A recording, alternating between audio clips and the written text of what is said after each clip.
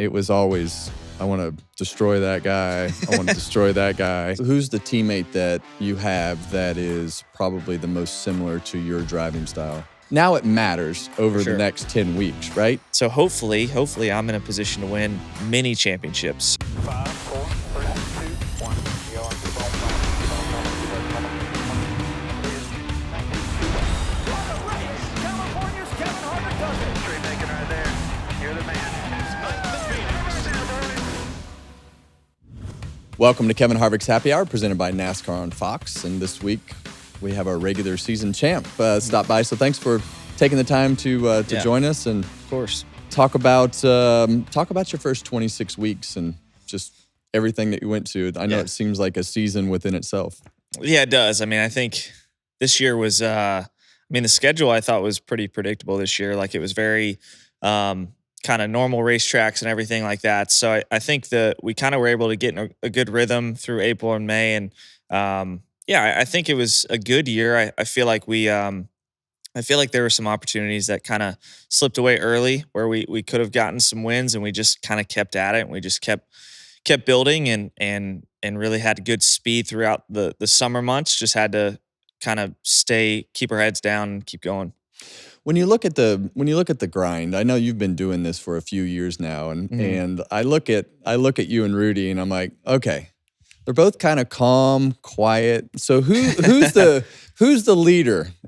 Or do you guys share that role? Because it's always a unique dynamic. I was super high strung. Rodney was mellow as can be. You guys seem very similar in personality. So who kind of takes charge now that you've been around this for a few years? Yeah, it's a good point. I think it's Rudy in the shop. It's me, sort of on the weekends and at the racetrack. And I think like it's probably I've taken more of a leadership role through the summer months, and I just feel like that was needed. Like the guys needed to kind of hear from me and hear where my head was at. And but he's definitely the leader in the shop. He's making all the decisions there, and I'm just kind of helping with feedback and trying to help kind of steer the ship with setup decisions. But yeah, I mean, I would say he's a little bit more high strung at the racetrack, where I'm really mellow. Like I just like to chill, and I just do all my work in the car. So yeah, that's kind of the difference. How has that evolved for you over the years as you've gone through that process? Because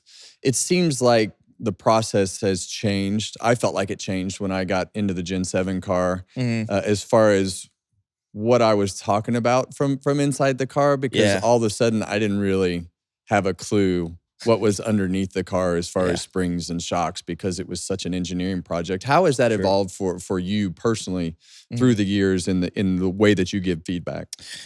Yeah, I mean, it's funny you say that. Like, I feel that this Gen 7 car has kind of given me a chance to have a clean slate and really learn about the race car. I feel like I understand this race car way more than I did the last generation. Interesting. And yeah, it's probably just the way my career was kind of driven and how much testing I did with this car. Like I was one of the first to test the next gen car, and then I was one of the first at Hendrick to test it. So I feel like I got a really good idea of sort of where the direction was with setup, and it's evolved. Like it's evolved a lot over the last year, especially like on the road courses and short tracks. But I mean, I'm not fully understanding everything about it, but I feel like I have a general sense of like when I see things on Monday, I'm like, okay, that makes sense. That's why we went this direction. So yeah, I don't know. That's probably why there's been some more success. I feel like I really understand this car more than I did the last one. What was the you mentioned going in the very beginning and doing the test. I think you ran one of the first tests at California Speedway. I think it was like the second. Second I crashed test. it. So it was. Yeah, you learned right off the bat that it didn't feel as good to crash. No, it definitely didn't feel good, and I figured out pretty quick how close the edge was. So it was crazy. When you go through that process now, I feel like everybody talks about that 100 race mark as being that mark to be able to say, okay, this is where a young guy should be able to be successful in Cup. Do you feel like that target has moved, changed with Gen 7? Yeah. Do you feel like that's different than what it was in the car that you started in? I honestly feel like it could or should be sooner. And Really? The reason I say that's because I feel like, this was a clean slate for guys like Joey or Kyle Busch or Denny. Like they had to relearn as well. And so I felt like when I was coming into Cup, I was up against a pretty steep learning curve of like what the car should feel like, and all those little track notes, like where the track's going and where the tire's going. And I feel like, with this car, it's as level a playing field as it's ever been. I feel like there should be more parity and a quicker learning curve. So I don't know. I think like it helped me. This car helped me kind of shorten the learning curve in Cup in general. Yeah, when you go back and you talk about the learning curve, and this is the third year with this car. I think I'm saying that right, but multiple. Fourth maybe. But I don't know. like Yeah, you might be right. Yeah. third or fourth year, so Yeah. 22, 23, 20. This is four. Four. I'm bad at math, but that's okay. I'm old.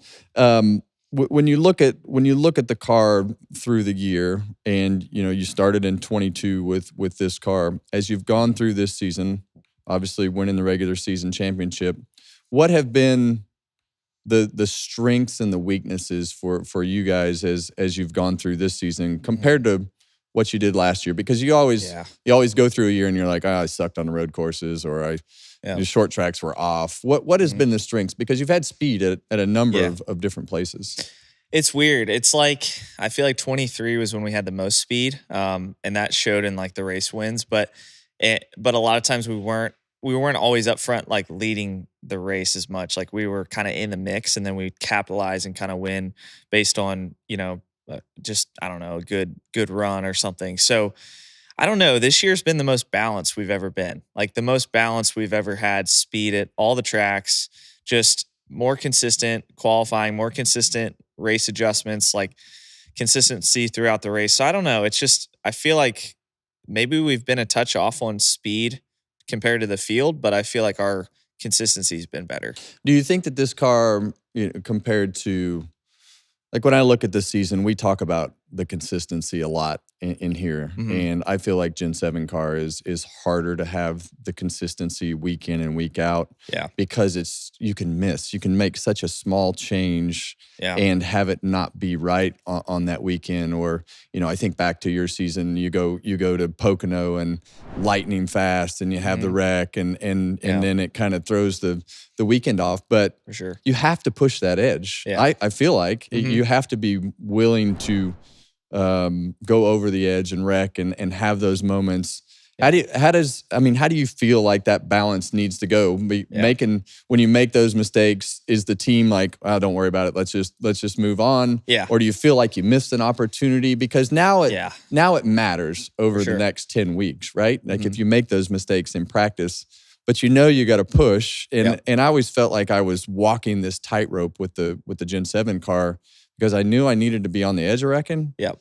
But when you get to playoff time, how do you balance that? Yeah, no, that's a great question. I think, Pocono 6 out, like what we've learned in our group is I really need to know like how I'm doing. Like I need to understand the full picture. Like, am I on like in that qualifying lap, it's like they probably had enough time to kind of tell me, hey, you're within a 10th of the pole here. Like so I don't know. It's just stuff like that. I feel like this car, like you have to be on the edge. And so if you're not comfortable with that, like you're just going to be slower and you're going to be giving up time. So I don't know, like I wouldn't do anything different about that weekend, but I didn't really realize until I got out of the car, like how fast my car was that weekend. Like, it was fast. Like I think we were like 3/10 ahead of everybody in practice. And it's like, man, if I could just have that like one or two corners back where it's like, I'm at the 99%, maybe I just try to get through the tunnel turn and finish the lap and start 8th or whatever. So I don't know. It's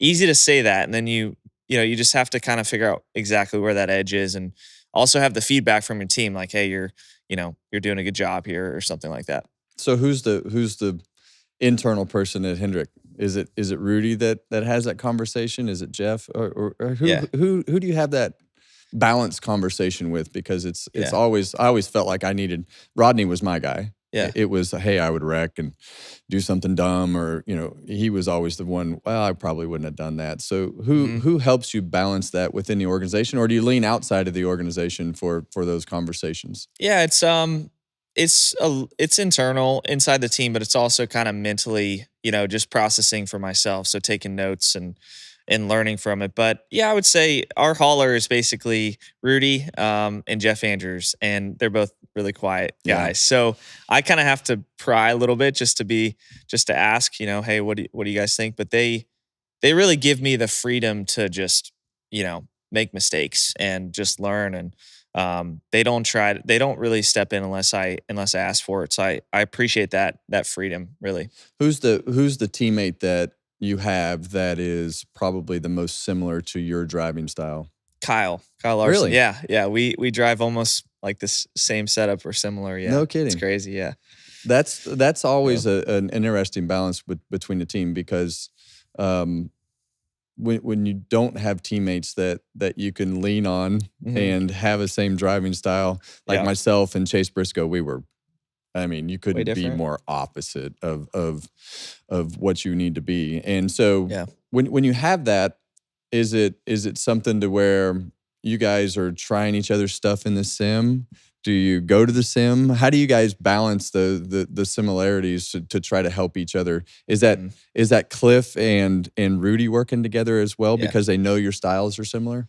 It is. I think it's the crew chiefs working together the most. But I feel like, I don't know if it just with this car, well, where I think it started was testing. Like Kyle and I were paired together testing, and we found that, honestly, a lot of our learnings with this car kind of came at the same time. And, it was interesting. Like we'd have certain tracks that I'd really click with what he had in the car. Like he'd run day one and I'd run day two, and it'd be like, okay, that feels really good to me. And then there were some tracks it was like, that doesn't really feel as good to me. And I'd have to kind of adapt or learn what I needed. But I don't know. I think it's definitely more to do with the crew chiefs and kind of also when I was using more sim, I feel like that was what I gravitated towards was kind of what our car had in it or what his car had in it. And it just kind of built over time. But I think it was kind of really the origin with this car and kind of where it started.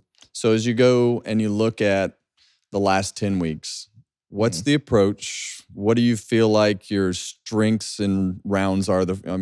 Are you a 1 week at a time guy? Absolutely. Okay. 100%. One stage at a time. That's how I was. It was just, okay, let's race this week and let's see what we need to do next week. But so as you look towards Darlington, you guys had a lot of success. I won't even go into the worrying about the rest of it. Let's just worry about Darlington. Yeah. As you go into Darlington and that's a tough place to finish the race, and you guys obviously were in position to do that and have done that a couple times, to be in position to run well all day and not have the result work your way, but you've also been on the side of the fence of winning the race there. So when you look towards Darlington, what's the goal? You put yourself in a good position from stage points. You scored just a boatload of stage points, and is it?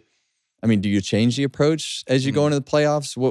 And if you don't, what do you change mentally to think about, knowing that everybody raises their level a little bit and as they go into the playoffs? Yeah, I think I try to hammer that home, like one race at a time, one stage at a time. Like to me, that's the best approach. And when it comes to Darlington, I feel like we've had some really good runs there, and we've had some really good history there the last couple races. So that's been nice. But I think it's just like big picture. I feel like we need to, as a team, capitalize on more stage wins and more race wins in the playoffs. And the reason I say that's because it still builds points, to the end of the round of 8. Like people forget that. They think, okay, you got your playoff points and that's it. But if you're winning races in the first couple rounds, like you're separating yourself from the field. So I just think that's the best way. And when you get to the round of 8, if you're fortunate to get there, you just have to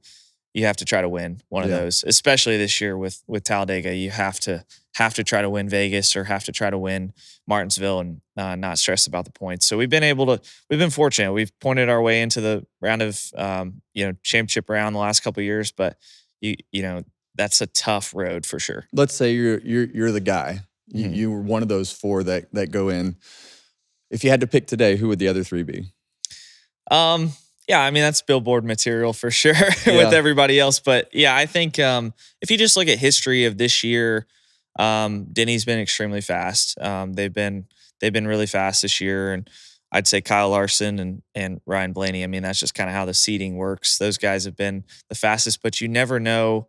Christopher's been really strong. Chase has been strong through the summer. I mean, Chase, I think, had 3 or 4 weeks in a row he finished top 3. So yeah, I just think it's really anyone's game. I mean, look at it, Bubba Wallace. I mean, Yeah. Bubba's been super fast through July and August. He seems like they've kind of hit their stride. So it could kind of go any way, but yeah, you just got to really focus on your team, and try to focus on getting the most speed out of your stuff. When you look at and I know that I assume that you're still a studier. I am. Yeah. Yeah. You'd be surprised. I'm more instinct driven than I used to be, but I think that comes with experience. Yeah. And I think that you can get buried in those numbers and make yourself mentally weak just because of the fact that you can get buried in. But when you look at the numbers, those top 4 seeds are the fastest in speed. Really? Yeah. In the speed rankings through the year, it's those first 4 guys. And I think that was pretty interesting when I looked at that. But I think when you go to these last 10 weeks, I always look at the Penske surprise. Yeah. And I don't know how they do that, but they have done that for the last few years, and I think it'll be interesting to see if Blaney's been consistently fast, and you guys have been consistently fast. The 4 guys that you named, who that surprise is this year, because you do have some new teams with Briscoe and the guys that have been through it. When you go back and you look at everything that you've been able to accomplish in your career, you were relatively young when you got into the Cup Series, and that can be very young. That like can Zillage be is going through. Yeah, and it's a whole different world, and I think when you look at the pressures of, you can't get away from answering the questions, you can't get away from sitting and doing these interviews. There's just so many things that people don't understand. When you go and you look at the young guy, would you do it the same? And if you had a clean slate of paper and said, if I had to do this again, how would you do it different? I think I would just figure out, first and foremost, the people I work best with on the race team. That's the number one goal, is to figure out people that are, like-minded with you, that you can really get the most out of. And we got that over time. Like, I had really good people to work with. I mean, I think Chad really kind of molded the race team into the foundation. And then when Rudy took over, it was like, okay, that's my guy. We gel. We can talk about the race car in the same way. So I think that's number one. I think I would look at a lot less social media. I think I would look at a lot less of what everyone thinks. It's hard when you're a kid, though. It is. Because you want to look at it. You do. Because all your buddies are. And they send you things, and it's just the way the world is now. And being 20, 21 years old, I would just kind of block all that out. I would spend way more time with friends. I think you get way too serious about what you're doing, and you forget that life is bigger than just Sundays racing. Like, you have to have a life outside of what this is, or else the pressure eats you alive. And so I would just redo those things. I think I would just kind of take it one step at a time and just enjoy what I'm doing, however that is. And the success comes from really enjoying, I think, what you're doing, and craving that sort of reward at the end of a race, and just trying to go fast. Yeah. There's been a lot of guys that have sat in that chair that are done racing and talked about how they had no fun. Yeah. And how miserable they were. And the exact same thing that you're saying is what they never did.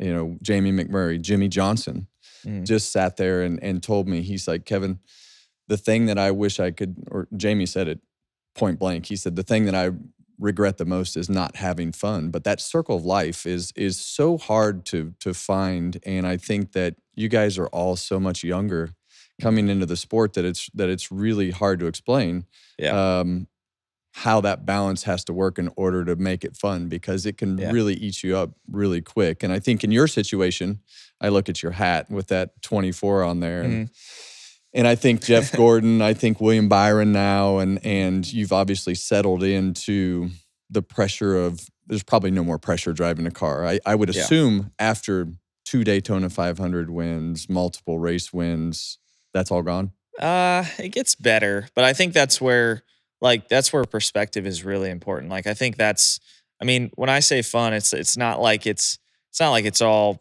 fun, right? But it's relative. Like I enjoy what I do. Sunday's fun. Yeah, Sundays are fun. And like I enjoy what I do. And I think, I don't know, like I got thrown into a lot of pressure at a young age and didn't really realize it. And it kind of eats you alive. And I think, just hearing other athletes, like hearing Scotty Scheffler talk about, what is important to him. And I just think that that grows my perspective on what I'm doing. And it's like a constant evolution, but yeah, it's just tough. I think the 24, like the reputation of that number really never goes away. So that pressure I don't think ever goes away. Yeah. Well, the good news is you've had your hands and your feet ingrained in the concrete at the Daytona 500. So, I think that you've won a lot of big races, and now it's about winning the championship. And we talk a lot on here about Denny Hamlin not winning a championship and have won multiple Daytona 500s. Is there winning a championship in your mind? I always felt like I had to win a championship to solidify what I did, who I was, my career, and that was the pressure that I put on myself. Do you feel like that championship is a must? I mean, yeah, I do. I think, driving for Hendrick, and not just that, but it's the expectation. It's the expectation. And I think just where, I don't know, I just think about all the people that have put, a lot of effort into my career to get me to where I am. And I just think that it's validation for all those people as well. So yeah, I mean, I think the more you kind of deflect it, say, hey, it's not a big deal. It's that kind of, it's a big deal. It is a big deal. And it just, I would love to win a championship. I would love it for my family. I'd love it for all the people that helped me along the way. I mean, Max, my dad, just Dennis Lambert. Like there's so many people that helped me get to where I am that I know those people would look back and smile if I won a championship. So yeah, I would love to, but it's just, you just got to keep putting in the work. And I mean, every time I think about the pressure of winning a championship, I think about, man, I want to do this for another 13 to 15 years or something like that. I was just going to ask you that. You're signed through 2029. How long are you going to drive? I mean, there's some days you're like, man, I don't know how long I can do this. And then there's other days where you're like, you look at somebody like Denny, and I admire this a lot about him. Like he's just continued to perfect his craft over the years. And so hopefully I'm in a position to win many championships. So if I just continue to work at my craft, I think those opportunities are never going to be gone. But yeah, just gotta keep focusing on that. So you grew up iRacing and did that a lot. You've matured and gone through your career and done all those things. But I look at the video game for 2025 and you on the cover of that thing, and that's got to be pretty cool. I mean, we all have. I'm going to be 50 this year, and I still have a lot of kid in me, and stuff like that is. I signed the old EA Sports games and different things. You were like that. You were the first game I played, I think, like 05 or something. Way to make me feel old. I know. Sorry, that was a good game though. Yeah.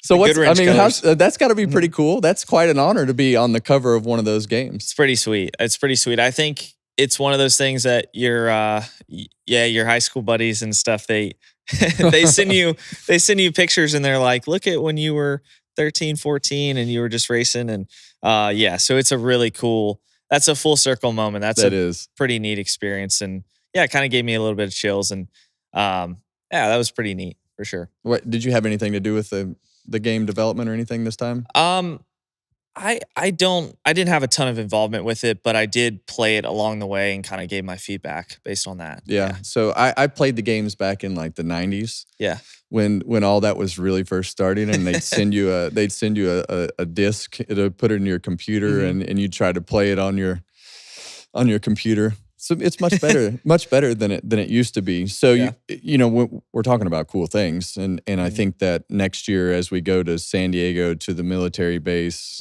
talk about the whole experience of going out there to build the promotion and the race and everything that you got to do during that time. It was cool. I mean, it was. I just think people are going to love the weather out there and just the whole atmosphere.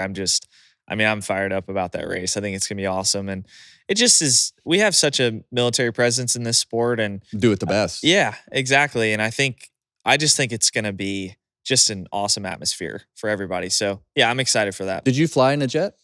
Um, Did you get to fly in a jet? so yeah, it's a little bit of CGI. So I wish we did, but I've flown in the what do you call it? What's the ones down in Daytona? I'm blanking. The Thunderbirds? Thunderbirds, yeah. So I've flown in those, but this was actually a brand new plane, so they didn't want us taking. So that you flew in the Thunderbird? I did. Yeah. Yeah, a few years ago. How did you get sick? How'd you feel? I was super nauseous. Yeah. Did you get to 9 Gs? I did. Good. And just everything got super narrow. That's It what just got happened to me. dark. I was like, Yeah. I want to tell him to stop, but I'm not stopping. Yeah, it was insane. But yeah, so that was a fun experience. Hopefully we can, I don't know, maybe we have a chance to fly them out there next year. But yeah, it was really cool. They showed us around and it was pretty awesome. When you talk about flying in that jet, I mean, that's the kind of cool stuff that people that I look back on and I'm like, man, I would have never got to do any of this stuff. Yeah. If I didn't drive this race car. Yeah. I lucked into this living that I got to make, and I'm flying in jets and going to different events and meeting different people, meeting presidents. I mean, flying in the jet, what are some of the coolest things that you've gotten to experience outside the car? Yeah, I think just that you remember. Yeah, that I remember. It's hard to remember. Yeah. It's like, but I think doing the sort of the New York tours and going on talk shows that you just wake up to, that you turn on the TV in the morning, you're like, oh, who's going to be on there today? And then it's you, so it's just stuff like that, going to the Masters, like being on the, on ESPN, things like that was pretty cool. But I think meeting artists, and I'm really into music. I've gotten more into music the last few years, and just meeting different artists. I'd love to meet more. I just love going to shows. And so I think, I don't know, just stuff like that is just stuff you don't ever get a chance to do. Like when I brought all my buddies, we met Chris Stapleton. Like that was just awesome. Like I was like, this is one of my kind of heroes. So are you playing an instrument? What's that? Are you playing an instrument? I'm not. I used to play piano, but I just love music. I love listening to music. I always have it on.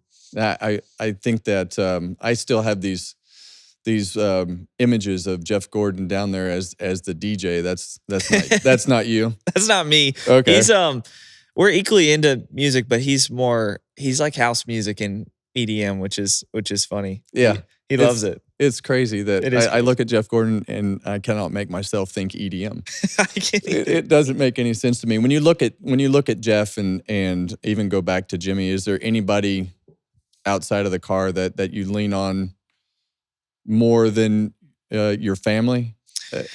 Yeah, I mean, it's a great question. I have a lot of different people I talk to, but I don't know. I feel like I have a pretty tight circle. I feel like a lot of it's outside of the sport, and it just kind of gives me the perspective to just kind of balance everything. But yeah, I mean, like I talked about on Netflix, I go see Joanne. She's like a sports psychologist, and so I go see her, and we've grown pretty close over the last few years.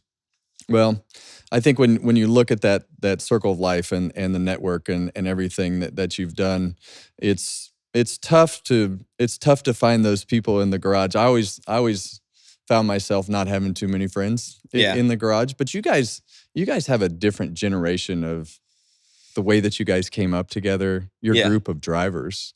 And I never really had that. It was always, I want to destroy that guy. I want to destroy that guy. So what were driver intros like back in your day? Driver intros it wasn't much different, but I think that the culture of the way that the garage was a lot different then, because you'd go on Wednesday.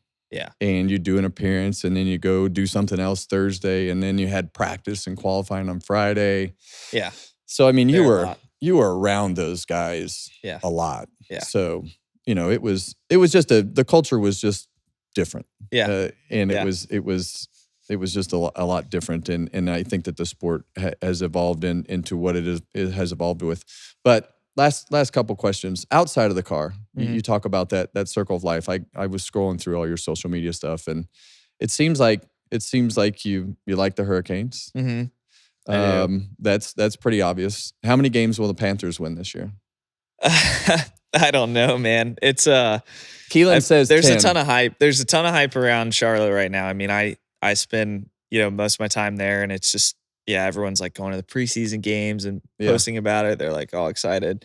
And I don't know. I think we could win like 8. I hope. But Bryce is, I don't know. Bryce has really good energy around him. And I mean, I think he's going to really evolve. So who knows? Maybe we'll be surprised. And are you a golfer? I am. What's your handicap? I'm a 9.5 right now. So I'm actually going to play later. Are you? So yeah, I haven't played since June, but I love it. I don't know. It's just golf. It takes a lot of time for sure. Yeah. So it's hard when racing gets going and hard to keep it up with it. Coolest place you play golf? Oh man. Pebble Beach. Really? Yeah. Yeah. We went out there for one of the off weeks a couple of years ago in June, and the weather was just amazing. I mean, it was like 65 and breezy. It was awesome. Have you played in the Pro-Am yet? I have. I played at Quail. How was the first tee? Oh my gosh, dude. I heard every sign. I heard every sound. Like I heard every person in the crowd talking, and I'm like, and I don't know. It went straight, so that was good. That's good. Well, thanks for taking the time today. Yeah. I appreciate absolutely everything that you guys are doing this year. Obviously, we're watching. Wish you the best of luck, and thank you. We'll see how the next 10 weeks go. Yeah, sounds good. Thanks. Thank you.